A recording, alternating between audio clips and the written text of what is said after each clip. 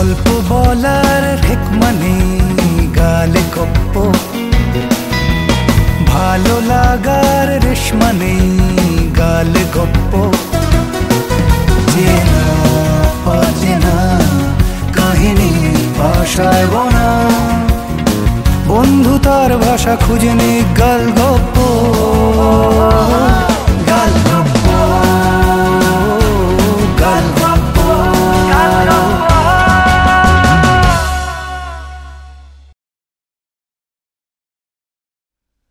গালগপ্পে নিয়মিত শোনাবো চেনা অচেনা মন ছুঁয়ে যাওয়া রোমাঞ্চকর সব গল্প। কিন্তু আপনাকে ছাড়া আসর তো জমবে না, তাই আপনাকে চাই, তোমাকে চাই, তোকে তো চাই আষ্টে পৃষ্ঠে। সাবস্ক্রাইব করে বেল আইকনটা ক্লিক করে দিলেই মেতে উঠব গালগপ্পে, সবাই একসঙ্গে। গালগপ্প।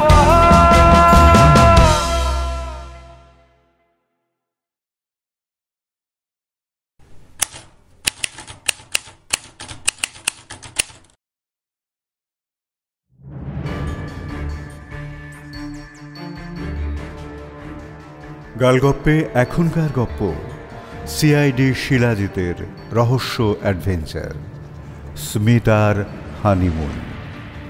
রচনা ইভান গুপ্ত, আবহ বিশ্বদীপ বিশ্বাস, শব্দগ্রহণ অপু আইচ, সামগ্রিক পরিকল্পনায় আমি দীপঙ্কর। শুনছেন স্মিতার honeymoon.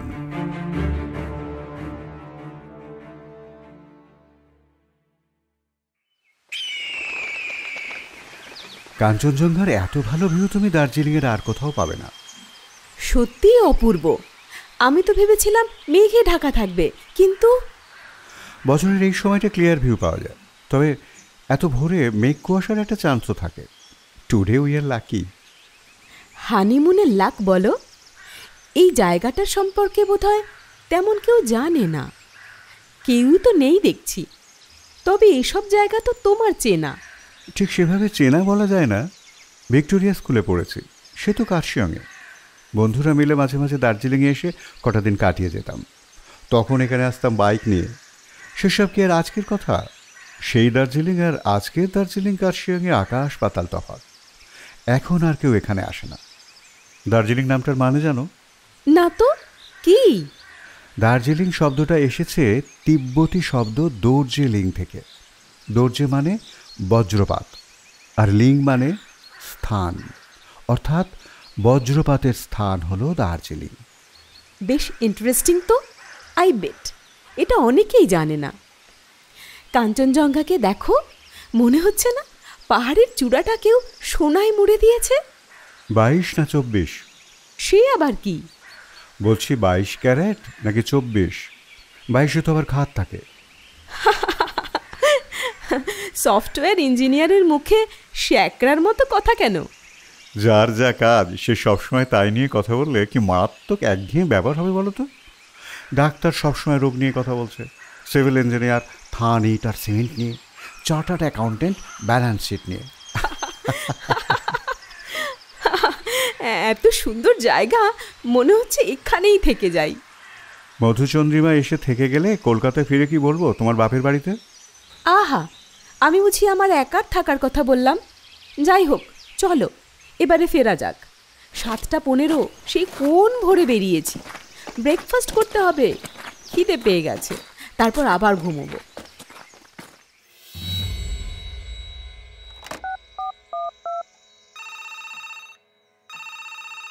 Snow View reception, good afternoon. আমার স্ত্রীকে দেখেছেন বেরোতে? Room number 130। ঘুমিয়ে পড়েছিলাম, উঠে দেখি ঘরে নেই। ডোন্ট ওয়ারি স্যার, হয়তো মেলে ঘুরতে গেছেন। আমাকে না বলে তো বেরোয় না। একটু হোল্ড করুন স্যার, আমি আগের শিফটে যে ছিল তার কাছে জেনে বলছি।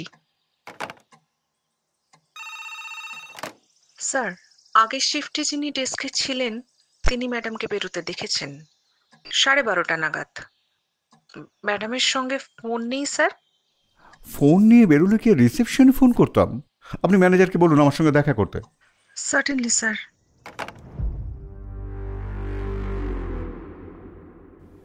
দার্জিলিং সিআইডি ক্রাইম বিভাগের শিলিগুড়ি ডিটেকটিভ ডিপার্টমেন্টের হোমিসাইড স্কোয়াড গোয়েন্দা শিলাজিৎ সেনগুপ্ত ও তার অ্যাসিস্ট্যান্ট সাব ইন্সপেক্টর শৈলেন পাল চলেছে গাড়ি করে। দুজনেই এখন দার্জিলিং সিআইডি স্টাফ কোয়ার্টারে থাকে। তবে শৈলেন তার নদিয়ার গোপীনাথপুরের বাড়িতে 15 দিনের ছুটি কাটিয়ে আজই সকালে এসে হাজির হয়েছে। সঙ্গে ব্যাগপত্তর ছাড়াও রয়েছে বড় বড় টিফিন ক্যারিয়ার। স্যার, নারকেল নাড়ু স্পেশালি মা আপনার জন্যই পাঠিয়েছে। শিলাজিৎ সেনগুপ্ত শৈলেনের বাড়িয়ে ধরা টিফিন বক্স থেকে একটা নাড়ু তুলে নিয়ে বলল, মাসিমা ভালো আছেন? তোমার ছুটি কেমন কাটলো? মা ভালো আছেন, আর ছুটিও বেশ ভালোই কাটলো স্যার। প্রায় 1 বছর পর বাড়ি গেলাম তো, আবার কবে যেতে পারবো না পারবো, তাই মা এবার এত কিছু বানিয়ে দিয়েছে স্যার। আপনার জন্য তো পুরো আলাদা একটা টিফিন বক্স করেও দিয়েছে। বটে, বঙ্গে মাসিমা পিসিমার স্নেহ ব্যাপারটা এখনো অকৃত্রিম রয়ে গেল শৈলেন। মা তো আপনার কথা প্রায় বলে স্যার। কি বলে জানেন? বলে, আহা অমন রাজপুত্তুরের মতো দেখতে ছেলেটা, বেথা না করে কেমন শুকনো পাকনা রয়েছে, ওকে একটু দেখে দেখে রাখিস বাবা। তুমিও তো বিয়ে করনি। মা কি আমাকেও ছেড়ে কথা বলে নাকি? বলে, গুন্ডা বদমাসদের তাড়া করে বেড়াস, তো তারা রেঁধে বেড়ে খাওয়াবে তোকে। বয়স থাকতে থাকতে বিয়েটা করে নে, না হলে ওই চোর ছ্যাঁচর নিয়েই ঘর করতে হবে। ভালো কথা, আমরা কোথায় যাচ্ছি স্যার? কোয়ার্টারের রাস্তা তো পেরিয়ে এলাম। দার্জিলিং পৌঁছানো মাত্রই তো বাক্স প্যাটরা সমেত আপনি আমার গাড়িতে তুলে নিলেন। স্নান, পুজো, খাওয়া কিছুই তো হয়নি। ওসব পরে করবে। কাঞ্চন ভিউ পয়েন্টে একজন মহিলার লাশ পাওয়া গেছে। স্বামীর সাথে হানিমুনে এসেছিল। জায়গাটা একবার দেখে নিই আগে। ইস, হানিমুনে এসে মরে গেল? হানিমুনের সাথে মৃত্যুটা ঠিক যায় না, তাই না? স্বামী কি বলছে স্যার? কলকাতার লোক নাকি? হ্যাঁ, কলকাতাতেই থাকে। কি আর বলবে, প্রথমে স্ত্রী বেপাত্তা, মিসিং পার্সন ডায়েরি করেছিল, তারপর ডেড বডি পাওয়া গেল। বলছে স্ত্রীর কোনো এক লাভার ছিল, তাকে নাকি এখানে স্ত্রী দেখেওছে, সেই জড়িত আছে। খুব হমিদম্বি করছে, বলছে সিআইডি তদন্ত চাই। স্বামীর অ্যালিবাই স্ট্রং? দুপুরে রক্তিম মুখার্জি মানে স্বামী ঘুম ভাঙতে দেখে স্ত্রী গায়েব। স্ত্রীর ফোন ঘরেই ছিল। রিসেপশনে ফোন করে, জানতে পারে স্ত্রী স্মিতা মুখার্জি হোটেল থেকে পায়ে হেঁটে বেরিয়েছে প্রায় 12:30 নাগাদ। আই উইটনেস আছে, সিসিটিভি ফুটেজও আছে। স্মিতা মুখার্জি আর ফিরে আসেনি। পরের দিন ওর লাশ পাওয়া যায় ওই ভিউ পয়েন্টে।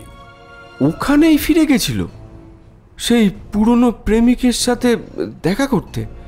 আচ্ছা, পোস্টমর্টম রিপোর্ট কি বলছে স্যার? শিলাজিৎ ইনভেস্টিগেশন ফাইলটা শৈলেনের হাতে দিল। Cause of death asphyxiation. পড়ো। ও বাবা, শ্বাসরোধ করে মারা হয়েছে? তার মানে গলা টিপে? কিন্তু ফিঙ্গারপ্রিন্টও পাওয়া যায়নি। হ্যাঁ, প্রেমিকই মেরে দিল স্যার? এ তো জিঘাংসা। তুমি আমার না হলে আর কারুরই হবে না। হ্যাঁ, ওই গোছের একটা মোটিভ বলেই মনে হচ্ছে। বিয়েটা দেখে শুনে হয়েছে, অ্যারেঞ্জড। ওইটাই স্যার, ব্যর্থ প্রেমের আগুন দাউ দাউ করে জ্বলছে। নিজের হাতে নিজের ভালোবাসাকে সেই আগুনে বিসর্জন দেওয়া। ও কি বর্ণনা! প্রেম না থাকলে বাংলা সাহিত্যের হাল বেহাল হয়ে যেত শৈলেন। তুমি আবার তো লেখালেখি করো। হ্যাঁ, কি যেন নাম তোমার গপ্পের হিলোর? পৃথ্বীরাজ না? গোয়েন্দা পৃথ্বীরাজ স্যার। চলো, আমরা এসে গেছি। সময় দুপুর 1:10। কাঞ্চন ভিউ পয়েন্টে দুপুরের দিকে বেশ নির্জন। সকালের দিকে কিচিরমিচির করা পাখিরা এখন চুপ করে গেছে। লোকজনও কেউ বড় একটা আসে না এদিকে আর। এমনিতেও ট্যুরিস্টরা বাতাসিয়া বা টাইগার হিলেই সূর্যোদয় দেখতে ভিড় করে বেশি। কাঞ্চনজঙ্ঘা ভিউ পয়েন্ট সবাই জানে, মহাকাল মন্দিরে যেতে গেলে পরে। আর এটা কাঞ্চন ভিউ পয়েন্ট। রবার্টসন রোড ধরে এসে সেন্ট অ্যান্ড্রু চার্চের পেছন দিক দিয়ে বেরিয়ে খানিক আসতে হয় গাড়িতে। যারা জায়গাটা সম্পর্কে জানে তারা জানে, এমনিতে রাস্তা থেকে অস্তিত্ব বোঝার উপায় নেই। বড় রাস্তায় গাড়ি থেকে নেমে 10-12 পা চড়াই উঠে একটা বাঁক, তারপর সোজা বেশ খানিকটা হেঁটে শিলাজিৎ ও শৈলেন এসে পৌঁছলো যে জায়গাটায়, সেখানেই রক্তিম ও স্মিতা দাঁড়িয়ে সানরাইজ দেখেছিল। জায়গাটা কর্ডন করে পুলিশের নোটিশ টাঙানো আছে। এই জায়গা এখন সর্বসাধারণের এখতিয়ারের বাইরে। বড় বড় পাইন ও দেওদার গাছে ঢাকা জায়গাটায় বেশ একটা আলো আঁধারি পরিবেশ। পাখিদের ডাকাডাকি ছাপিয়ে মাঝে মাঝে ভেসে আসছে দূরের রাস্তায় গাড়ি চলার হালকা আওয়াজ। দূরে কাঞ্চনজঙ্ঘা দেখা যাচ্ছে, তবে মেঘ আছে চূড়ার দিকে। জায়গাটা খানিক সমতল, পাহাড়ের ঢালে অবস্থিত। নিচের ঢাল বেশ খাড়াই নেমে গেছে, প্রায় 40 ফুট। সেখানেও জঙ্গল, ঝোপঝাড়। স্মিতার দেহ সেখানেই পড়েছিল। হাত পায়ে ছড়ে যাওয়ার চিহ্ন আছে, আর ডান হাতের কবজি ভেঙে গেছে পড়ে যাওয়ার সময়। মৃত্যু হয়েছিল তার আগেই। জায়গাটা একটা লাল পতাকা দিয়ে মার্ক করা আছে। পোস্টমর্টেম রিপোর্ট বলছে পেছন থেকে গলা টিপে মারা হয়েছে। সম্ভবত হত্যাকারীর হাতে গ্লাভস ছিল। 3 রকম জুতোর দাগ পাওয়া গেছে, 2 জোড়া পুরুষ জুতো আর 1 জোড়া মেয়েদের জুতো। 1 জোড়া লেডিস জুতো যদি স্মিতা দেবীর হয়, 1 জোড়া পুরুষ জুতো যদি রক্তিম বাবুর হয়, তাহলে দ্বিতীয় জোড়া পুরুষ জুতোই হত্যাকারী স্যার। বেশ, তা যদি হয় তাহলে লেডিস পায়ের ছাপটাই ধরা যাক। স্মিতা দেবী জায়গায় এলেন রক্তিমবাবুর সঙ্গে। আশার পায়ের ছাপ হলো এ। ফিরে গেলেন রক্তিমবাবুর সঙ্গে। ফিরে যাওয়ার পায়ের ছাপ হলো বি। পরে স্মিতা দেবী আবার এলেন পুরনো প্রেমিকের সাথে দেখা করতে। দ্বিতীয়বার আশার পায়ের ছাপ হলো সি, আর ফিরলেন না। কিন্তু এখানে এ বি সি এর সঙ্গে একটা ডিও আছে শৈলেন। ডি মানে দ্বিতীয়বার এসে লেডিস জুতোর আবার ফিরে যাওয়ার ছাপ। সব জায়গায় নেই, কারণ লোকাল থানার তদন্তে অনেক ছাপ ঘেঁটে গেছে। তদন্ত করেছে যেন হাতির পাল গম খেতে ঢুকেছিল। কিন্তু 2-3টে ডি ছাপ আছে। কেন? স্মিতা দেবী তো দ্বিতীয়বার এখানে এসে আর ফেরেননি। আরও একটা ব্যাপার আছে, ডি ছাপগুলো বি ছাপের ওপর পড়েছে প্রায়। প্রথমবার ফিরে যাওয়ার সাথে দ্বিতীয়বার ফিরে যাওয়া মিলিয়ে অন্তত চেষ্টাটা আছে, যদিও পাহাড়ি রাস্তায় সেটা ডিফিকাল্ট। আর পুরুষ জুতো স্যার? 2 জোড়া পুরুষ জুতোর ছাপ আছে, দেখতেই পাচ্ছ। 1 নম্বর জোড়া এলো আবার ফিরল, 2 নম্বর জোড়াও এলো, খুন করে আবার ফিরল। চলো আমরা জঙ্গলের আরো ভেতরে যাই। শিলাজিৎ ও শৈলেন কাঞ্চনজঙ্ঘা দেখার ভিউ পয়েন্ট ছাড়িয়ে আরও ভেতর দিকে ঢুকল। পাখপাখালির ডাক আরও বাড়ল, আর তার সাথে সাথে কাঠঠোকরার ঠক ঠক আওয়াজ। স্যার, এখানেও তো পায়ের ছাপ। দেখুন দেখুন, ওই একই লেডিস জুতো ভিউ পয়েন্টের দিকেই গেছে স্যার।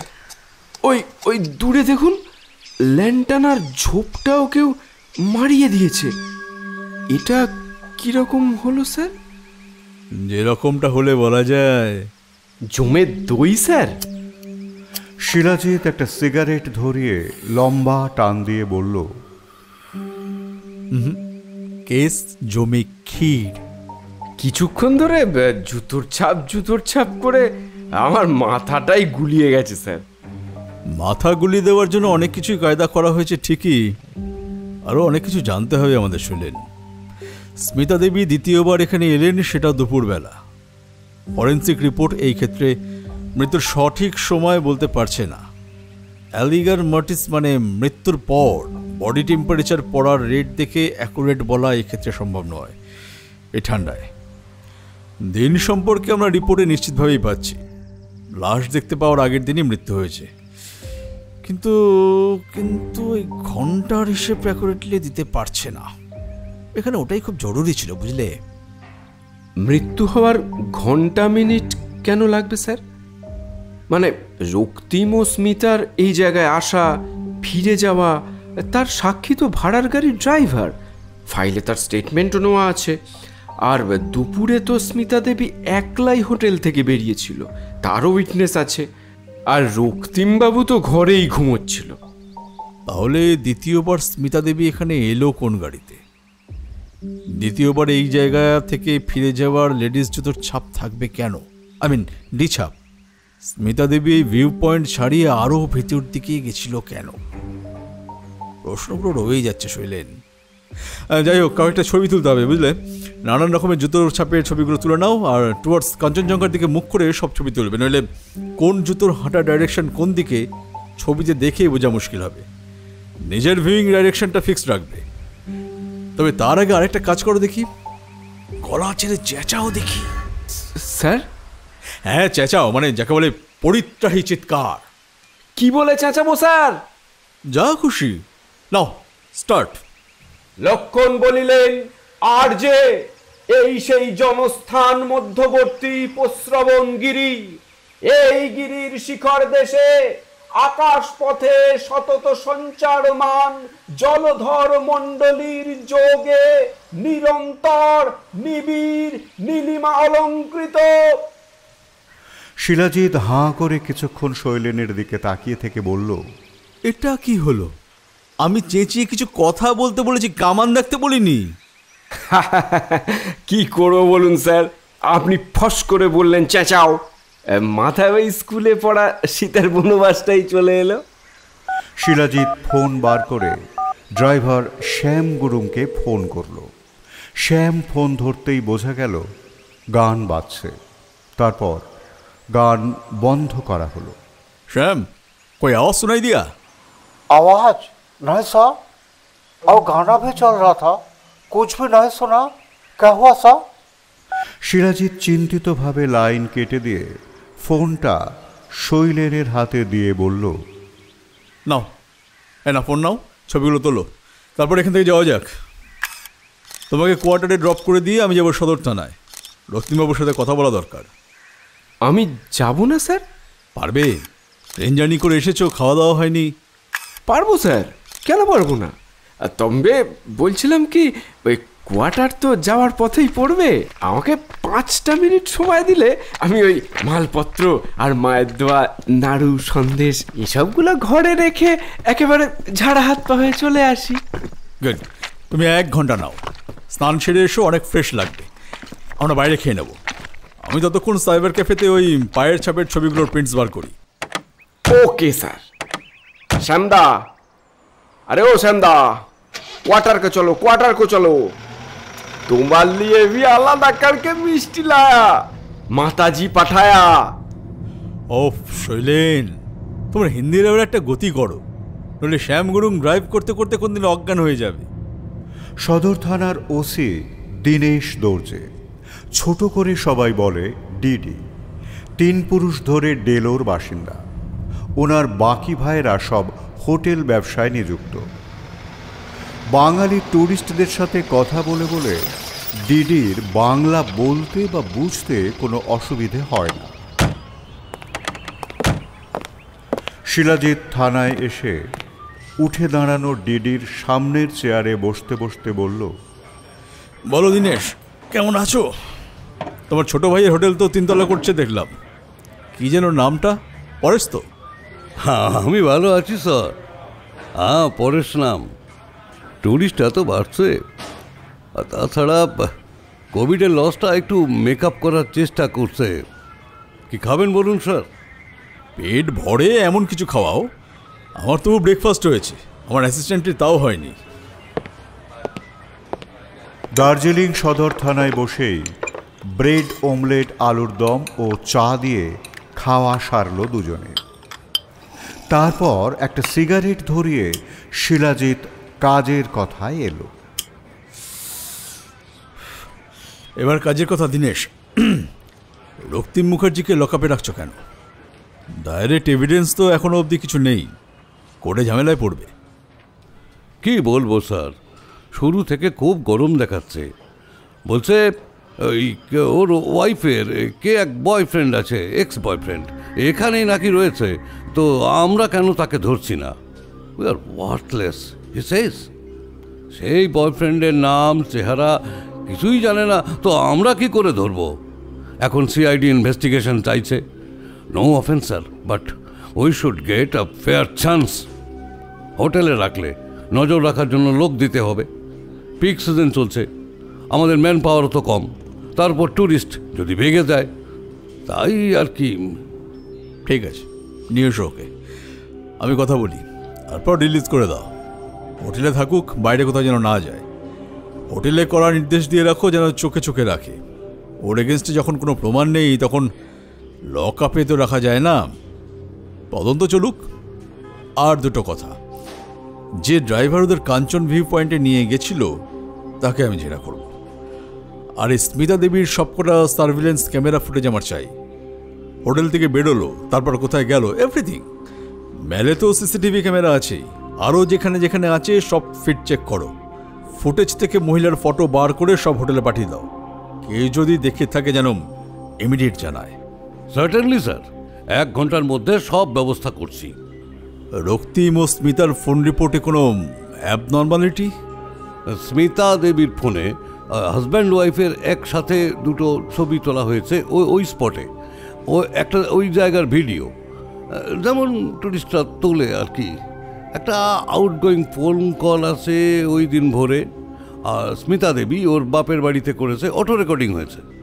তো ওনার মায়ের সাথে কথা বলেছে, কাঞ্চন ভিউ পয়েন্টে যাবার জন্য রওনা দিয়েছে, এই সব আর কি।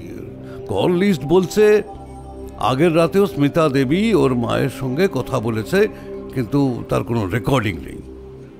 মেয়ে ভোরবেলা মাকে ফোন করে বলছে অমুক জায়গায় যাচ্ছি, অথচ ফেরার পথে বা ফেরার পর একবার ফোন করলো না এটা বলতে যে জায়গাটা কেমন দেখলো। এটা খটকা নয়? হয়তো ঠিক করেছিলেন রাতে কথা বলবেন। আর রক্তিমবাবুর ফোন? কল লিস্ট সবই ওনার কাজের সাথে রিলেটেড আর কি। সেসবের কিছু রেকর্ডিং আছে, সন্দেহজনক কিছু নেই স্যার। রক্তিমবাবুকে নিয়ে আসি। এসো। আর সবকটা ট্যাক্সি আর প্রাইভেট গাড়ির স্ট্যান্ডে ছবি দেখিয়ে খোঁজ লাগাও। স্মিতা দেবীকে কাঞ্চন ভিউ পয়েন্টে দ্বিতীয়বার কে নিয়ে গেল? আসুন রক্তিমবাবু, বসুন। CID homicide detective shilajit Sengupta at your service. মাঝারি উচ্চতা, বেশ ফর্সা, মুখে 3 দিনের না কামানো দাড়িগোঁফ, চোখে কালো ফ্রেমের হাই পাওয়ারের চশমা, উস্কো খুস্কো চুল, পরনে ডেনিম ট্রাউজার, গোলগলা কালো টি শার্ট ও একটা হাফ জ্যাকেট। রক্তিম মুখার্জি এসে সামনের চেয়ারে বসলেন। আচ্ছা, পুলিশের কি মিনিমাম আইকিউটাও নেই? আমাকে ডিটেন করে রাখার মানে কি? আসলে দার্জিলিংয়ে এসব ঘটনা তো বেশি ঘটে না, তাই একটু দিশেহারা হয়ে গেছে পুলিশ আর কি। সেদিন দুজন হোটেলে ফিরে এসে কি করলেন? হ্যাঁ, ফিরে এসে ঘরে ব্রেকফাস্ট আনিয়ে খেলাম, তারপর শুয়ে পড়েছিলাম, টায়ার্ড লাগছিল। দুজনেই? হ্যাঁ, অবভিয়াসলি। শুলেন আর ঘুমিয়ে পড়লেন? No intimacy? এসব কি খুব রেলেভেন্ট? যাই হোক, না, আমরা খুব টায়ার্ড ছিলাম। আচ্ছা, আপনার স্ত্রী ওনার প্রাক্তন বয়ফ্রেন্ডকে দার্জিলিংয়ে কবে দেখেন? যেদিন সকালে আমরা কাঞ্চন ভিউ পয়েন্টে গেলাম তার আগের দিন রাতে আমায় স্মিতা বলেছিল সেদিন সে মেলে দেখেছে। সেও নাকি ওকে দেখেছিল। কি নাম প্রাক্তনের? জানি না, আমি জিজ্ঞেস করিনি। আসলে আমি তখন ল্যাপটপে একটা জরুরি কাজ সারছিলাম, অতটা আমল দিইনি। সেই প্রথম জানলেন যে আপনার স্ত্রীর একজন প্রেমিক ছিল? আপনাদের দুজনের সম্পর্ক বেশ মধুর ছিল আশা করি। 100 বার, নইলে হানিমুনে আসবো কেন? তাও আসে মিস্টার মুখার্জি, তাও আসে। তা যে ড্রাইভার আপনাদের ভিউ পয়েন্টে নিয়ে গেল সকালেই, তাকে আপনার স্ত্রী ডাকলো না? সেই জায়গাতেই ফিরে গেল, কিন্তু অন্য গাড়িতে। কেন? Beats me. হয়তো আমার কাছে ব্যাপারটা গোপন রাখার জন্য, বা ওর এক্স বয়ফ্রেন্ড শয়তানটাই গাড়ি নিয়ে এসেছিল। পুলিশ সেই মার্ডারের খোঁজ না করে আমায় লকআপে পড়ে দিল। Can you explain this? Well, I admit I can't. ঠিক আছে, এবার ফ্রি টু গো। আপনি আপনার হোটেলে ফিরে যান।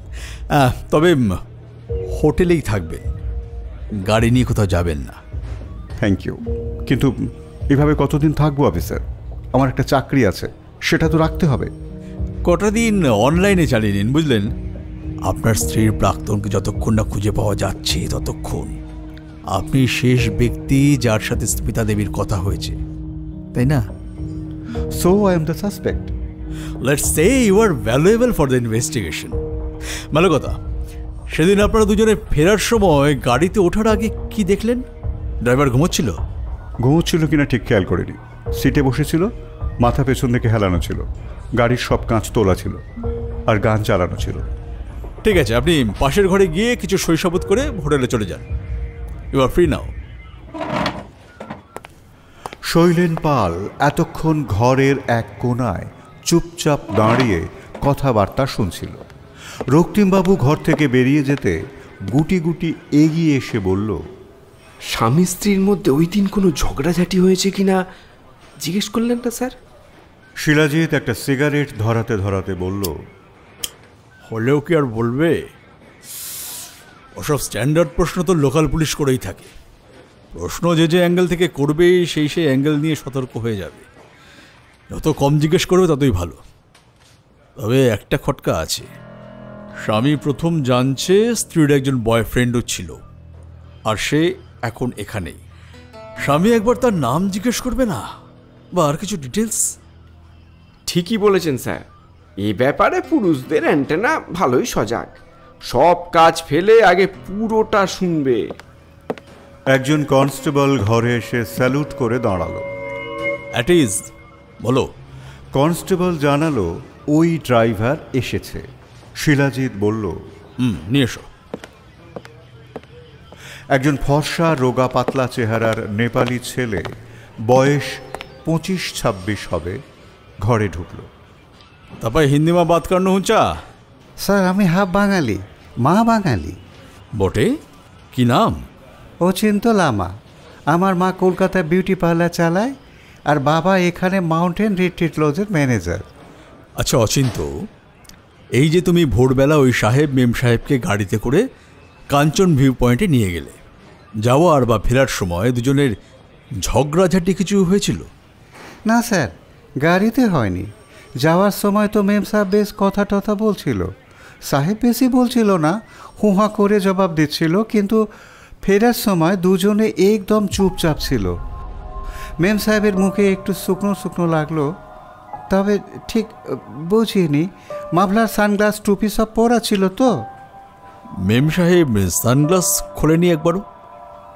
না স্যার, যাওয়ার সময় একবার খুলতে গেল তো সাহেব বারণ করলো, বলল চোখে ঠান্ডা হাওয়া লাগবে। ফেরার পথে মেম সাহেব কি একটা বলল আমি বুঝিনি।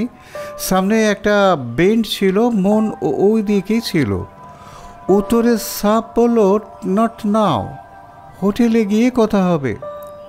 এইভাবেই বলল, বাংলা ইংরেজি মিশিয়ে? হ্যাঁ স্যার, আর আমার সাথে শুরু থেকে হিন্দিতে কথা বলছিল ওরা। ভেবেছে আমি নেপালি ছাড়া বড় জোর হিন্দিটা বুঝবো। আমায় দেখলে তো বোঝা যায় না আমি হাফ বাঙালি। স্মিতা ম্যাডাম যখন সানগ্লাস খুলতে গেলেন গাড়িতে, তখন কি জানলার কাঁচ নামানো ছিল? না তো, সব কটা, এমনকি আমার সাইডের কাঁচও তোলা ছিল। ওদের ভিউ পয়েন্টে পৌঁছে দিয়ে কি করলে? আমি গাড়িতে বসেছিলাম, গান শুনছিলাম, শুনতে শুনতে চোখ একটু লেগে গেল। তখন পেছনের দরজা খোলার আওয়াজ, দেখলাম দুজন ফিরে এসেছে। তবে তবে পুলিশকে এটা বলিনি স্যার। আমাদের বললেই চলবে স্যার। হোটেলে যখন আবার দুজনকে পৌঁছে দিলাম, একটু পুরো রাস্তা দুজনে চুপচাপ ছিল। সাহেব ফোনে কী সব করছিল, গাড়ি হোটেলের সামনে থামতেই মেম সাহেব ঝটপট নেমে গেল আর মাথা নিচু করে তাড়াতাড়ি ভেতরে ঢুকে গেল। সাহেব আমার টাকা মিটিয়ে তারপর নামলো, 100 টাকা বকশিসও দিল। কীরম যেন লাগলো স্যার, ঠিক বোঝাতে পারবো না। ঠিক আছে অচিন্ত, তুমি যেতে পারো। আর কিছু মনে পড়লে আমাদের দুজনের একজনকে ফোন করে বললেই হবে। স্যার, পুলিশ আমার গাড়িটা আটকে রেখেছে স্যার, রোজগার বন্ধ, এই সময় অনেক ট্যুরিস্ট আসে, তাই বলছিলাম। তোমার গাড়ি যত তাড়াতাড়ি পারা যায় ছেড়ে দেওয়ার ব্যবস্থা করব। এসো। পাহাড় দেশে সন্ধে নেমে আসে হঠাৎ করেই। সারাদিন ধরে মেঘ কুয়াশার সাথে লড়াই চালিয়ে সূর্যদেব যেন ঝপ করে ইনিংস ডিক্লেয়ার করে দেন। সিআইডি অফিসার্স কোয়ার্টারের 4 নম্বর ব্লকের 3 তলার ফ্ল্যাটে শিলাজিৎ তখন এক মনে তার কম্পিউটার মনিটরে দার্জিলিংয়ের বিভিন্ন জায়গায় লাগানো সিসিটিভি ক্যামেরার ফিড দেখছে। সব শুদ্ধ 7টা ফুটেজকে আলাদা করা গেছে, যাতে স্মিতা দেবী রয়েছেন। 1, প্রথম দিন স্নোভিউ হোটেলে চেক ইন করছে রক্তিম ও স্মিতা। 2, দ্বিতীয় দিন রক্তিম ও স্মিতা হেঁটে হোটেল থেকে বাইরে বেরোচ্ছে। 3, 1.5 ঘন্টা বাদে আবার ফিরছে, হাতে কিছু কেনাকাটার প্যাকেট। 4, তৃতীয় দিন ভোরবেলা রক্তিম ও স্মিতা স্নোভিউ হোটেলের লবি থেকে হেঁটে বেরিয়ে যাচ্ছে। অত ভোরেও স্মিতার চোখে সানগ্লাস, তাছাড়া মাথায় উলের টুপি, গলায় মাফলার, পরনে হলুদ কুর্তি, কালো লেগিংস ও অলিভ হাফ জ্যাকেট। ফুটেজ রঙিন, তাই রং বুঝতে পারা যাচ্ছে। 5, তৃতীয় দিন স্মিতা দেবী ফিরে নিজের ঘরে যাচ্ছে। তার কিছুক্ষণ পর রক্তিম ফিরছে। 6, একই দিনে স্মিতা দেবী দুপুরের দিকে হেঁটে বেরিয়ে যাচ্ছে হোটেল থেকে, চোখে সেই সানগ্লাস, গলায় মাফলার ইত্যাদি। 7, ওই দিনেই 8 ঘন্টা পর স্মিতা দেবী কেভিন্টার্সের পাশ দিয়ে হেঁটে ম্যালের দিকে যাচ্ছে, তার কাঁধে একটা ব্যাগ। শিলাজিৎ এক মনে ফুটেজগুলো দেখছে, এমন সময় শৈলেন কফি বানিয়ে নিয়ে এলো, আর সেই সঙ্গে নিচেই শম্ভু থাপার দোকানের চিকেন চাউমিন। স্যার খেয়ে নিন, ডিনার সারতে দেরি আছে। স্যার? শিলাজিতের সমস্ত মনোযোগ মনিটরে, কপালে ভ্রুকুটি, মুখ গম্ভীর। নিজের মনেই বিড়বিড় করল শিলাজিৎ। 5, 6, 7 এই 3 ফুটেজ নিয়ে গন্ডগোল, বুঝলে শৈলেন? আচ্ছা, খিদে পাচ্ছে কেন বলো তো? খিদের আর দোষ কি? সেই কখন থানায় খেয়েছেন বলুন তো? এটা খেয়ে নিন স্যার, ডাকছি তো কখন থেকে। এইবার মনিটর থেকে চোখ সরিয়ে শিলাজিৎ দেখল সহকারী খাবার হাতে দাঁড়িয়ে, চিন্তিতভাবে প্লেট হাতে নিয়ে বলল, অনেক গন্ডগোল আছে শৈলেন। 5 নম্বর ফুটেজটা দেখো, স্মিতার মাফলারের সাইডে দামের ট্যাগ লাগানো আছে, অথচ রওনা দেওয়ার সময় মাফলারের ট্যাগ ছিল না। 6 নম্বরে ও 7 নম্বরেও মাফলারের ট্যাগ আছে। ট্যাগ এলো কোথা থেকে? 6 নম্বরে দেখা যাচ্ছে খালি হাতে বেরিয়ে যাচ্ছে, কিন্তু 7 নম্বরে ওনার কাঁধে একটা ব্যাগ, ব্যাগটা ভরা দেখলেই বোঝা যাচ্ছে। ব্যাগ এলো কোথা থেকে? স্যার, একই রঙের 2টো মাফলার ছিল হয়তো। ইনভেস্টিগেশন রিপোর্ট বলছে পুলিশ ঘরে কোনো মাফলার পায়নি, মাফলার একটাই ছিল। সানগ্লাস, মাফলার ইত্যাদি সবই লাশের কাছাকাছি ছিল, আর কাঁধে ব্যাগটাই বা এলো কোথা থেকে? চলো আগে খেয়ে নি, তারপর ভাবা যাবে। চিকেন চাউমিন খেতে খেতে শৈলেন বলল, স্যার বলছি ওই নিচের দোকানের শম্ভুকে একটু ধমক দিয়ে দেবেন তো স্যার। বলবে চিকেন চাও, আর অল্প চিকেন, বেশি সয়াবিন সেদ্ধ। ওই সয়াবিনগুলোকে সেদ্ধ করে ছোট ছোট করে টুকরো করে চিকেনের মতো ভেজে দিয়ে দেবে। একটু সস টস দিয়ে এমন করে দেবে যে দেখে চট করে বোঝা যায় না স্যার। শিলাজিৎ চমকে শৈলেনের দিকে চাইল, তারপর প্লেট রেখে আবার মনিটর নিয়ে পড়ল। দেখে চট করে বোঝা যায় না, তাই না? ইয়েস ইনডিড, দারুণ বলেছে Shailen. Camouflage, road acting. Shailen, we've been fools. Shilajit chair ছেড়ে উঠে পড়ে অস্থিরভাবে কিছুক্ষণ পায়চারি করল। এর মধ্যেই বেজে উঠল তার ফোন। বলো দিনেশ, কি খবর? তোমায় আমি ফোন করতাম একটু পরেই। খবর একটু অদ্ভুত স্যার। ভাড়ার গাড়ি স্ট্যান্ডে সব ড্রাইভারদের স্মিতা দেবীর ছবি দেখানো হয়েছে। তো একজন বয়স্ক ড্রাইভার বলছে ওই রকম একজন তার গাড়ি নিয়ে শিলিগুড়ি তেনজিং বাস স্ট্যান্ডে পৌঁছায়। যেদিন থেকে স্মিতা দেবী নিখোঁজ সেই দিন শেয়ার গাড়ি, অন্য প্যাসেঞ্জারও ছিল। তাহলে কি স্মিতা দেবী ওই দ্বিতীয়বার কাঞ্চন ভিউ পয়েন্টে যায়নি, নাকি ড্রাইভার ভুল বলছে? বলবো, সব পরে বলবো। তুমি ড্রাইভারের রিটেন স্টেটমেন্টটা নিয়ে রাখো, আর স্নোভিউ হোটেল থেকে বেরিয়ে ম্যাক্সিমাম আধ ঘন্টা হাঁটার রেডিয়াসের মধ্যে যত হোটেল আছে সবাইকে স্মিতার ছবি দেখে জিজ্ঞাসাবাদ করো যে সেখানে ঘর নিয়েছিল কিনা, যে কোনো নামেই হোক। কেউ সত্য গোপন করলে মার্ডার চার্জের অ্যাকমপ্লিশ করে দেওয়া হবে, সেটাও বলো। আমি কাল সকালের মধ্যে রেজাল্ট চাই দিনেশ। Yes sir. আর কলকাতায় স্মিতা দেবীর বাপের বাড়ির জুরিসডিকশন, লোকাল থানায় যোগাযোগ করে কিছু ইনফরমেশন চেয়ে পাঠাও। আজকেই যেন খোঁজ নিয়ে ফরওয়ার্ড করে, যত রাতই হোক। কে কে ইনফরমেশন লাগবে সেটা আমি তোমায় পাঠাচ্ছি, হোয়াটসঅ্যাপ চেক করো 10 মিনিট বাদে। Okay sir. শৈলেন এতক্ষণ চুপচাপ প্লেট হাতে বসে আছে, খাওয়া ভুলে। শিলাজিতের কাণ্ড দেখে সে বেশ ভ্যাবাচাকা খেয়ে গেছে।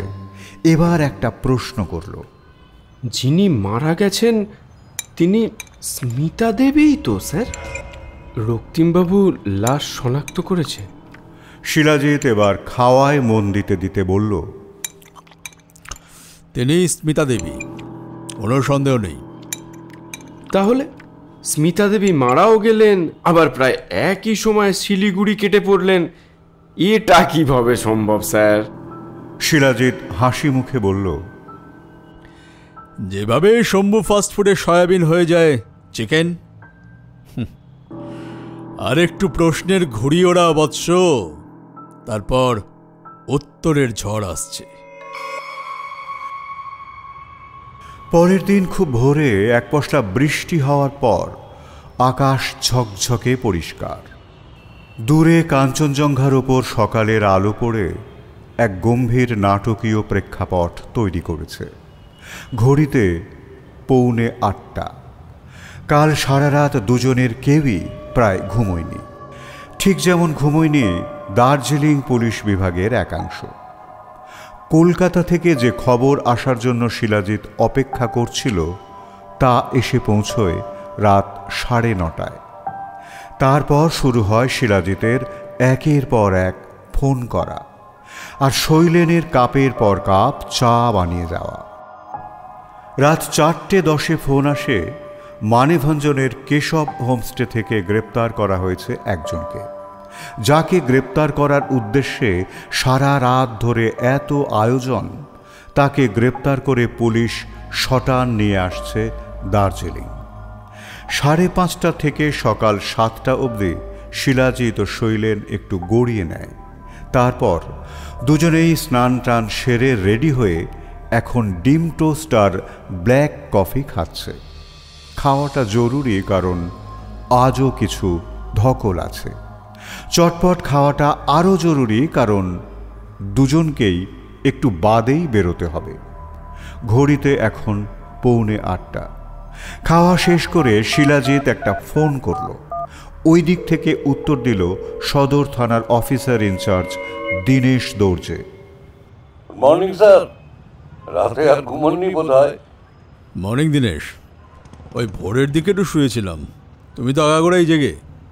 হ্যাঁ, আমি তো আর বাড়ি যাইনি, থানাতেই কেটে গেল রাত। তাহলে এবার ফাইনাল টাচ, রক্তিম মুখার্জিকে অ্যারেস্ট করো, 1st ডিগ্রি মার্ডার চার্জ। ওর ফোন, ল্যাপটপ সব কনফিসকেট করবে। আমি একটু বাদে থানায় আসছি।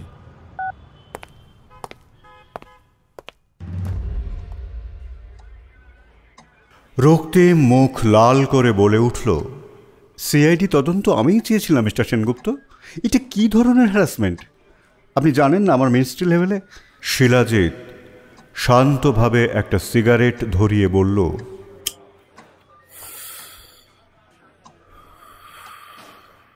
রাতে আমাদের কারোরই ভালো ঘুম হয়নি, তাই মেজাজটাও খুব ভালো নেই। এখন চেয়ার ছেড়ে উঠে আপনাকে যদি একটা কড়া ডোজ দিই তাহলে মিনিস্ট্রি নয়, মেডিকেল লেভেলে আপনার জানাশোনা থাকলে ভালো হবে। তাই আপনার পাশে যে মহিলা বুক বুজে বসে আছে তাকে দেখে শিখুন, শাট ইয়োর ট্র্যাপ। দুজনে ভালোই প্ল্যান করেছিলেন, বেশ মেটিকুলাস, কিন্তু জামাইবাবু আর শালি মিলে ও ক্রাইমে পারফেকশন আনতে পারলেন না। শৈলেন চমকে উঠে একবার ভালো করে মাথা নিচু করে বসে থাকা মহিলাকে দেখে বলল, স্মিতা দেবীর বোন? হ্যাঁ শৈলেন, স্মিতা দেবীর ছোট বোন রীতা দেবী। স্মিতার সঙ্গে চেহারা ও মুখের খানিক মিল আছে, এবং রক্তিমবাবুর সঙ্গে ওনার অ্যাফেয়ার চলছে দিদির বিয়ের অনেক আগে থেকেই, গোপনে। দিদির জন্য পাত্র দেখা হচ্ছে, সেটাও উনিই রক্তিমবাবুকে জানান। বিয়েটা যাতে হয় সেই চেষ্টাই করেন এবং সফল হন। প্রশ্ন হলো কেন? কারণ রক্তিমবাবু বিয়েতে মোটা পণ নেবেন, তারপর স্ত্রীকে যেভাবে হোক সরিয়ে ফেলে পণের টাকায় বিদেশে যাওয়া ও কেরিয়ার তৈরি করতে সুবিধা হবে। তারপর রীতা দেবীকে বিয়ে করবেন, দুজনে বিদেশে সেটেল হবেন, and they will live happily ever after. সরাসরি রীতা যদি রক্তিমকে বিয়ে করতেন তাহলে বাবা ছোট মেয়ের স্বামীর বিদেশ যাওয়ার মতো পণের টাকা দিতেন না। ভুল হলে শোধরাবেন মিস রীতা চ্যাটার্জি। কলকাতা পুলিশের সাহায্যে আমি এদের বাবা মার কাছ থেকে দুই বোনের ছবি আনাই কাল রাতে। Thanks to Shailen. কেউ একজন মৃত ব্যক্তির প্রক্সি দিচ্ছে সেই ব্যাপারে আমি ভাবতে শুরু করি ওর বলার পর। আর এই ক্ষেত্রে প্রক্সির প্রধান ক্রাইটেরিয়া হলো মুখের মিল, যেটা পরিবারের মধ্যেই বেশি পাওয়ার সম্ভাবনা, জেনেটিক্স। এটা খটকা হিসেবে শুরু হয়েছিল, কিন্তু সন্দেহ পাকা হয় যখন জানতে পারি রীতা দেবী রক্তিমবাবুরা হানিমুনে রওনা দেওয়ার পরের দিনই সান্দাকফু ট্রেকিংয়ের উদ্দেশ্যে রওনা দিয়েছেন। রীতা দেবী গত 7 বছর ধরে ট্রেকিং করছেন, গ্রুপে এবং সোলো। রীতা চ্যাটার্জি কি দার্জিলিংয়ে এসেছিলেন? বলছি দিনেশ, প্ল্যান এদের অনেক দিনের। রক্তিমবাবু, আপনি আপনার স্ত্রীর অজান্তে কলকাতায় একই রঙের একই ব্র্যান্ডের লেডিস জ্যাকেট, টুপি, কুর্তি, সানগ্লাস, মাফলার, জুতো কিনেছিলেন, তাই না? কাঞ্চন ভিউ পয়েন্টে আপনার স্ত্রীকে যেদিন নিয়ে গেলেন ভোরবেলা, সেদিন স্মিতা দেবী যা যা পড়েছিলেন তার একটা করে আইডেন্টিক্যাল পেয়ার রীতা দেবীকে আগে থাকতেই দিয়ে রেখেছিলেন। আপনি খেয়াল রেখেছিলেন স্মিতা দেবী যাতে সেদিন ঠিক ওইগুলোই পড়েন। এইসব আপনি কি বলছেন? স্মিতার এক্স বয়ফ্রেন্ড? থামুন। স্মিতা দেবীর কোনো বয়ফ্রেন্ড ছিল না। বয়ফ্রেন্ডের গল্প আপনারা ফেঁদেছিলেন। ওটা একটা ডিকয়, আমাদের ভুল পথে চালিত করবার চেষ্টা। দিনেশ, তুমি এবার মন দিয়ে নোট করো। রক্তিমবাবু সস্ত্রীক হানিমুনে রওনা দেওয়ার পরের দিন রীতা রওনা হলেন। বাড়িতে বললেন সান্দাকফু ট্রেকিং যাচ্ছেন। ট্রেনের টিকিট আগে থাকতেই কাটা ছিল, ফ্রম ক্যালকাটা টু শিলিগুড়ি। সেখান থেকে গাড়িতে দার্জিলিং। দার্জিলিংয়ে এসে ওঠেন হোটেল সাংরিলাতে। হোটেল স্নো ভিউ থেকে পায়ে হেঁটে 20 মিনিট মতো লাগে। সাংরিলাতে চেক ইন করে একটু পরেই বেরিয়ে পড়েন। ট্রেক করে পৌঁছে যান জঙ্গলের মধ্যে দিয়ে ঘুর পথে কাঞ্চন ভিউ পয়েন্টে। কিন্তু মূল জায়গায় বা সিন অফ ক্রাইমে না এসে জঙ্গলের মধ্যেই ফোল্ডিং ক্যাম্প খাটিয়ে অপেক্ষা করতে থাকেন। রীতা দেবীর পরনে ছিল স্মিতা দেবীর নির্দিষ্ট জামা কাপড়ের আইডেন্টিক্যাল পেয়ার, আর সঙ্গে ছিল স্মিতা দেবীর পায়ের জুতোর আর এক জোড়া, same brand, same number, same make. আর ছিল এক জোড়া পুরুষের জুতো। স্মিতা দেবীর কাল্পনিক বয়ফ্রেন্ডকে পড়ানোর জন্য, তাই তো রীতা দেবী? রীতা চ্যাটার্জি এবার 2 হাতে মুখ ঢেকে কেঁদে উঠলেন। যেরকম একটা ঠান্ডা মাথার মার্ডার প্ল্যান আপনারা করেছেন, তাতে কান্নাকাটির যাত্রাপালা ঠিক জমছে না রীতা দেবী। বরং জজের সামনে ট্রাই করে দেখবেন। যাই হোক, কন্টিনিউ করছি। পরের দিন ভোরে, অর্থাৎ রক্তিমবাবুর হানিমুনের 3য় দিন, রক্তিমবাবু স্মিতা দেবীকে ওই জায়গায় নিয়ে আসেন। রক্তিমবাবুর হাতে উলের গ্লাভস পরা ছিল। স্মিতা দেবীকে পেছন থেকে গলা টিপে শ্বাসরোধ করে হত্যা করেন এবং ধাক্কা মেরে বডি নিচের ঢালে ফেলে দেন। এরপর শুরু হয় একজন কম্পিউটার প্রোগ্রামারের খেলা। ঠিক যেমন স্টেপ বাই স্টেপ মেশিন ল্যাঙ্গুয়েজে প্রোগ্রাম তৈরি করতে হয়, ঠিক তেমনই স্টেপ বাই স্টেপ পুলিশের চোখে ধুলো দেওয়ার প্রোগ্রামিং উনি করেন। একজন কনস্টেবল চা নিয়ে এসেছে সবার জন্য, তাই শিলাজিৎকে থামতে হলো। এমনিতেও থামতে হতোই, কারণ এক নাগাড়ে কথা বলে গলা শুকিয়ে গেছে তার। বেশ কয়েক চুমুক চা খেয়ে একটা সিগারেট ধরিয়ে ঘন ঘন কয়েকটা টান দিয়ে আবার বলতে শুরু করল। স্মিতা দেবীর বডি নিচে পড়ে যাওয়ার পর ভিউ পয়েন্ট পেরিয়ে যে জঙ্গল, সে জঙ্গল থেকে বেরিয়ে আসেন রীতা দেবী। ওনার পায়ে স্মিতা দেবীর পায়ের জুতোর আর এক জোড়া সেম নাম্বার ও মেক। ওনার মাথায় উলের টুপি, গলার মাফলার ও চোখের সানগ্লাস, ওনার পরনের জামা কাপড় সব স্মিতা দেবী সেদিন যা পড়েছিলেন তার আর এক কপি। দেখতে হুবহু এক। অর্থাৎ লোকের চোখে রীতা হয়ে গেল স্মিতা। শুধু নতুন মাফলারের দামের ট্যাগটা খুলতে ভুলে গেছিলেন রীতা দেবী, সেটা সিসিটিভি ফুটেজে ধরা আছে। কিন্তু পুলিশের চোখ, পুলিশ খুঁজবে এভিডেন্স, হাতের পায়ের ছাপ, সিসিটিভি ফুটেজ, ফোন রেকর্ড ইত্যাদি আর কি। রীতা দেবী এবার রক্তিমবাবুর সঙ্গে দিদির জুতো জোড়ার আইডেন্টিক্যাল জোড়া পায়ে পড়া অবস্থায় প্রায় গাড়ি দাঁড়ানোর জায়গা অবধি হেঁটে গেলেন, যেন স্মিতা দেবী ফিরে যাচ্ছেন। এবার আবার রীতা দেবী হেঁটে হত্যাকাণ্ডের জায়গা অবধি হেঁটে গেলেন, যেন স্মিতা দেবী ওনার এক্স বয়ফ্রেন্ডের সঙ্গে দেখা করতে যাচ্ছেন দ্বিতীয়বার। রীতা দেবী এবার ফিরে আসছেন, কিন্তু স্টেপ ফেলছেন খুব হিসেব করে। প্রথমবার ফিরে যাওয়ার জুতোর ছাপের ওপর জুতো ফেলে, কারণ দ্বিতীয়বার এসে স্মিতা দেবী তো আর ফিরে যাননি। ওনার কাজ শেষ হল। সমস্যা হলো, ওইভাবে স্টেপ ফেললে যদি ধরেও নেই একদম আগের স্টেপের ওপরই বর্তমান স্টেপ পড়েছে, যেটা হয় না, আর হলেও জুতোর ছাপ অনেক গভীর হয়ে যাবে, তাই হয়েছে। এবার রক্তিমবাবুর পালা। উনি নিজের জুতো খুলে রীতা দেবীর সঙ্গে থাকা আলাদা ব্র্যান্ড ও মেকের এক জোড়া পুরুষ জুতো পরে একবার হেঁটে ভিউ পয়েন্ট অবধি গেলেন, আবার ফিরে এলেন।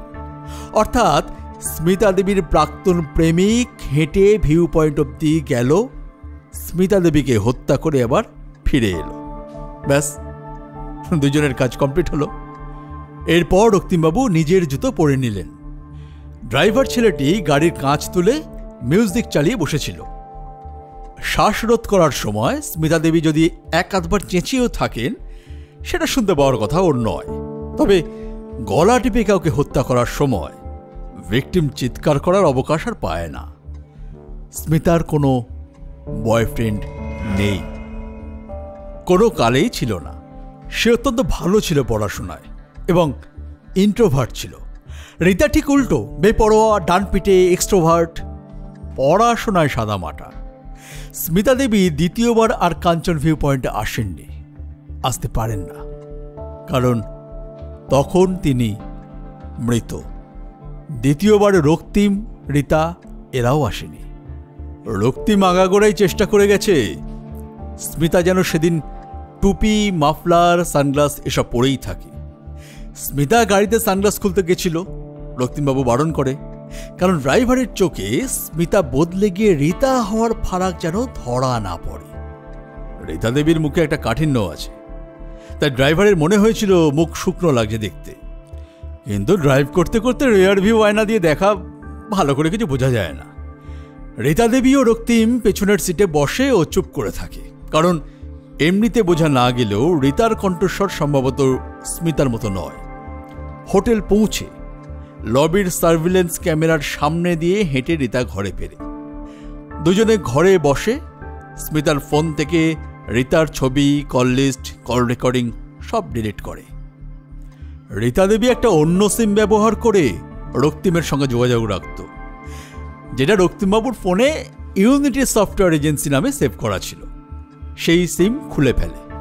তারপর রীতা বেরিয়ে যায় টুপি, সানগ্লাস ইত্যাদি পরে, যেন স্মিতা দেবী বেরিয়ে যাচ্ছেন তার প্রাক্তনের সঙ্গে দেখা করতে। রীতা দেবী হেঁটে চলে যান তার বুক করা হোটেল সাংগ্রিলাতে। নিজের ব্যাগ নিয়ে চেক আউট করে বেরিয়ে এসে ম্যাল পেরিয়ে শেয়ার গাড়ির স্ট্যান্ড থেকে একটা গাড়িতে করে চলে আসেন শিলিগুড়ি। ইচ্ছে করে শেয়ার নেন যাতে আরও প্যাসেঞ্জার সঙ্গে থাকলে ড্রাইভার ওনাকে আলাদা করে মনে রাখবে না।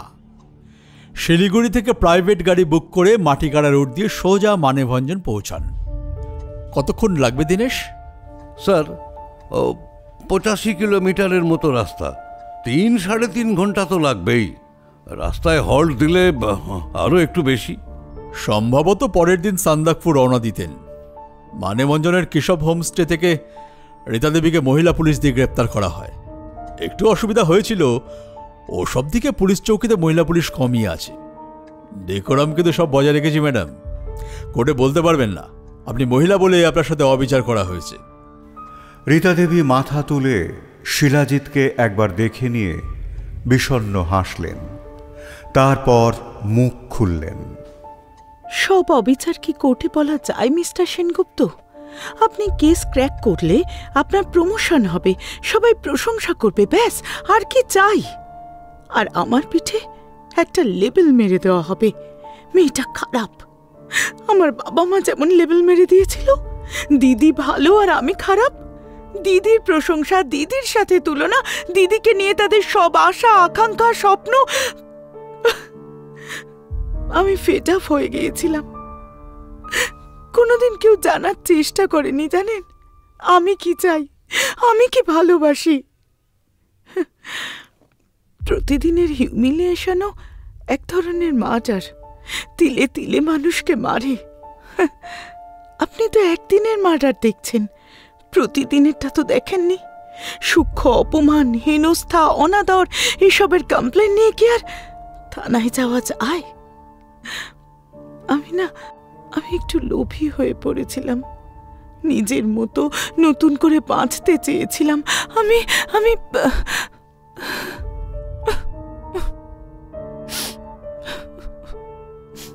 রীতা দেবী আর কিছু না বলে 2 হাতে নিজের মুখ ঢেকে চুপ করে বসে রইলেন। ঘরে সবাই চুপ। রক্তিম অন্যমনস্কভাবে টেবিলের ওপর রাখা একটা পেপার ওয়েট নাড়াচাড়া করছে। শিলাজিৎ হাতের সিগারেট শেষ করে অ্যাস্ট্রেতে ফেলতে ফেলতে বলল, a murder is beyond all excuse Rita Devi. কাউকে খুন করার কোনো অজুহাত বা কারণ হয় না, হতে পারে না। জঙ্গলি জন্তুদের মধ্যেও হয় না। পেটে খিদে না থাকলে কোনো জন্তুই কোনো জন্তুকে মারে না। দিনেশ, তুমি ফরেন্সিক টিম নিয়ে আরেকবার ওই ভিউ পয়েন্টে যাও। আই এম শিওর আমি যা যা বললাম তার অনেক ছোটোখাটো এভিডেন্স ওখানে পেয়ে যাবে। দরকার হলে ডিএনএ টেস্ট করাতে হবে। ড্রাইভার অচিন্তল আমার গাড়ির পিছনের সিটেও ভালো করে ফরেন্সিক টেস্ট করাও। স্মিতা ও রীতা দুজনেরই টিস্যু স্ট্র্যান্ড পাবেই। আমি শিলিগুড়ি অফিসে বলে দিচ্ছি টিম পাঠাতে। এদের দুজনকে তাহলে লক আপে নিয়ে নিচ্ছি স্যার। হ্যাঁ তাই নাও, আমার এখানে কাজ শেষ।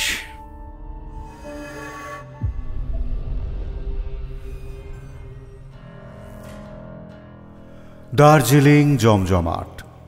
টুরিস্টরা কেনাকাটা করছে, মেলে ঘুরছে, ছবি তুলছে। এরা সবাই বাড়িও ফিরে যাবে, শুধু একজন ফিরবে না। স্মিতা বলেছিল এই সুন্দর জায়গায় থেকে যেতে চায়। স্মিতা থেকেই গেল, রক্তিম ও রীতাকে পুলিশ দার্জিলিং জেলা আদালতে তুলবে। তখন সিআইডি তাদের তদন্ত রিপোর্ট পেশ করবে। আপাতত শিলাজিৎ ও শৈলেনের বিশ্রাম।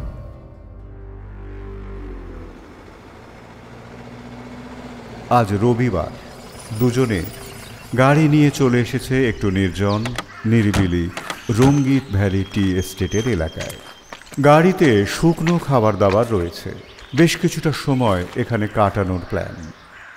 একটা চ্যাপ্টা পাথরের ওপর বসে শিলাজিৎ সিগারেট খেতে খেতে রঙ্গিত ভ্যালি চা বাগান দেখছিল। এই নিন স্যার কফি। দাও। শৈলেন, এইসব চা বাগান, পাহাড়, কাঞ্চনজঙ্ঘা রেঞ্জ এসব কোনোদিন পুরনো হবে না, বুঝলে? যতবারই দেখি নতুনই লাগে। চোখ ভরে দেখে নিন স্যার, আপনার তো এবার কলকাতায় ট্রান্সফার হবে। খবর ছড়িয়ে গেছে বুঝি? ছড়াবে না? আপনি যেরকম চটপট কেস ক্র্যাক করেন এটাও করলেন, তাই তো কলকাতা সিআইডি থেকে আপনাকে বিশেষভাবে চাইছে স্যার, অর্ডার এলো বলে। তুমি যাবে আমার সঙ্গে? আমি তো তাই চাই। এবার আপনি চাইলে 16 কলা পূর্ণ হবে। ঠিক আছে, অর্ডার আগে হাতে পাই, তখন তোমার ট্রান্সফারটাও করাতে হবে। আচ্ছা, এই হানিমুনের কেসটার একটা প্রশ্ন কিন্তু থেকেই যাচ্ছে স্যার। রক্তিম মুখার্জি নিজেই কেন তবে সিআইডি তদন্ত চাইতো না। মুশকিল হয়ে গেল যখন ওর এত ডিটেলের প্ল্যান করা সত্ত্বেও আমাদের দীনেশ দারোগা ওকেই কিনা লকআপে ঢুকিয়ে দিল। পূর্ব অভিজ্ঞতা না থাকার দরুন লোকাল পুলিশের এই ধরতক্তা মার পেরেক গোছের আচরণে নার্ভাস হয়ে গেছিল। তখন ভাবলো সিআইডি যদি ওর ছক কষা অ্যালিবাইতে ভুলে ওকে রেহাই দেয়। কি বুঝলে? বুঝে গেছি স্যার। ওই ছোটবেলায় পালা পার্বণে মামা বাড়ি যেতাম, সেখানে গিয়ে ওই ধরুন কাছাকাছি বয়সের মামাতো ভাই বোনরা সব এক জায়গায় হতাম। এর মধ্যে কেউ হয়তো কাউকে মারলো, সেও পাল্টা মারলো, ব্যাস শুরু হয়ে গেল চুলোচুলি, খামচা খামচি, আর সেই সাথে চিৎকার। এ বলে, ও মাসি দেখো অমুক আমায় মারছে। সিম বলে, না মাসি, ও আমায় প্রথম মেরেছে। তারপর খুব খানিক এরম চেঁচামেচির পর অতিষ্ঠ হয়ে মা রান্নাঘর থেকে বেরিয়ে এসে তাল পাতার পাখার হাতল দিয়ে আমাদের সবার পিঠে এক ঘা করে বসিয়ে দিয়ে চলে যেত। আমার পিঠা বাদ যেত না স্যার। বলতো, তোদের কে প্রথম মেরেছে সেটা বার করতে কি আমার রান্না পুড়ুক আর কি। আবার মারামারি করবি তো আবার এসে সব কটাকেই মারব। সেই সময় তো শাসন এইরকমই হতো স্যার। এখন তো নানা রকম নিয়ম কানুন এসব হয়েছে। তা সদর থানার দীনেশ দারোগাও ওই রকম আর কি। স্ত্রী মেরেছে, স্বামীকে ধরে চালান করালাম, ধর তক্তা মার পেরে। আরে খাবার দাবার কি আনলে সঙ্গে, সব বার করতো। এই যে sir, Shambhu Thapar chicken chowmein, fried chicken momo, আর মায়ের তৈরি মিষ্টি স্যার। চিকেন নাকি প্রক্সি চিকেন? আবার ওই জিনিস খাওয়াবে শৈলেন?